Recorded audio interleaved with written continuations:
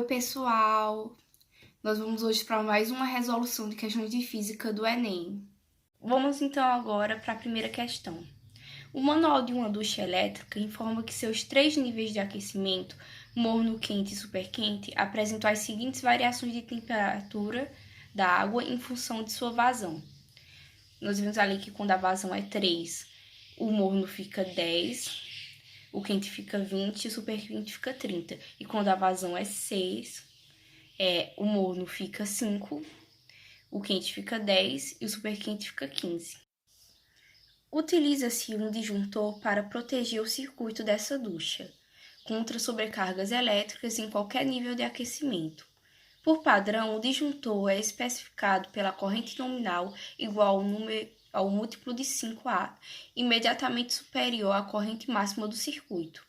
Considere que a ducha deve ser ligada em 220 volts e que toda a energia é dissipada através da resistência do chuveiro e convertida em energia térmica transferida para a água, que apresenta calor específico de 4,2 joules por grama e por grau Celsius e densidade de 1000 gramas por litro. O disjuntor adequado para a proteção dessa ducha é especificado por...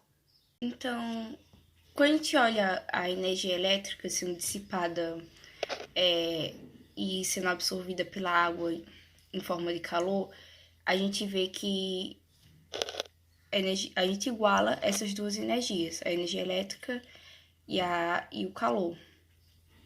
E a gente pode, através dessa fórmula, isolar a potência, assim como vocês estão vendo aí.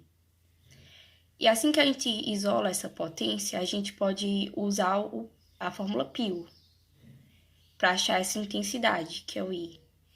E nisso a gente utiliza também que a vazão, que vai ser o Z, é igual ao volume sobre o tempo. E usando π, a gente isola essa intensidade e troca a potência pela fórmula que a gente achou.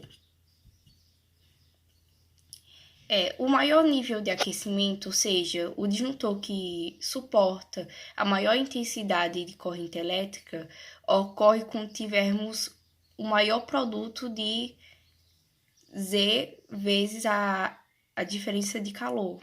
E utilizando essa fórmula, nós vamos achar um número aproximado, mais aproximado a 30. Logo, o disjuntor mais adequado vai ser esse. Sendo assim, a resposta é a letra B. Agora vamos para a segunda questão. Um buraco negro é um corpo celeste que possui uma grande quantidade de matéria concentrada em uma pequena região de espaço, de modo que sua força gravitacional é tão grande que qualquer partícula fica aprisionada em sua superfície, inclusive a luz. O raio dessa região caracteriza uma superfície limite, chamada de horizonte de eventos, da qual nada consegue escapar.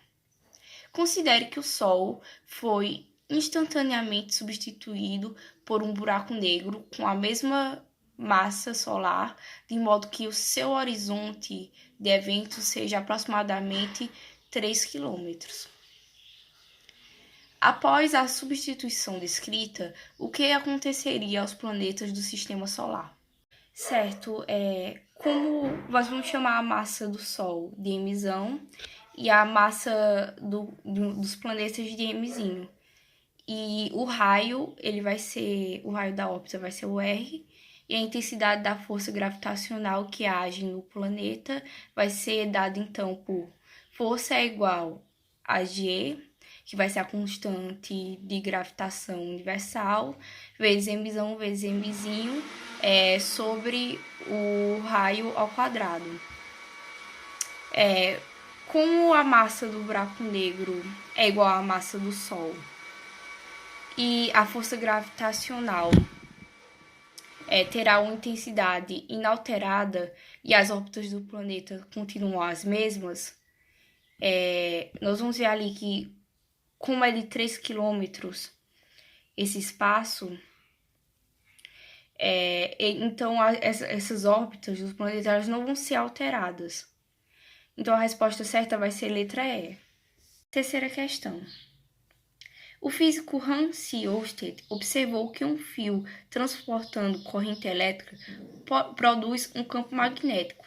A presença do campo magnético foi verificada ao aproximar uma bússola de um fio conduzindo corrente elétrica. A figura ilustra um fio percorrido por uma corrente elétrica e constante e com um sentido para cima. Os pontos A, B e C estão num plano transversal e equidistante do fio. Em cada ponto foi colocada uma bússola. Considerando apenas o campo magnético por causa da corrente I, as respectivas configurações da bússola nos pontos A, B e C serão... Então, para resolvermos essa questão, nós vamos usar a regra da mão direita. E nós vamos ver que vão ser feitas todas em uma circunferência no sentido anti-horário. E que o vetor de indução vai estar sempre ali tangenciando essa circunferência. Quando nós colocarmos as bússolas, elas também vão estar tangenciando essa circunferência com o seu polo norte no mesmo sentido do vetor de indução. Logo, a resposta certa é a letra D.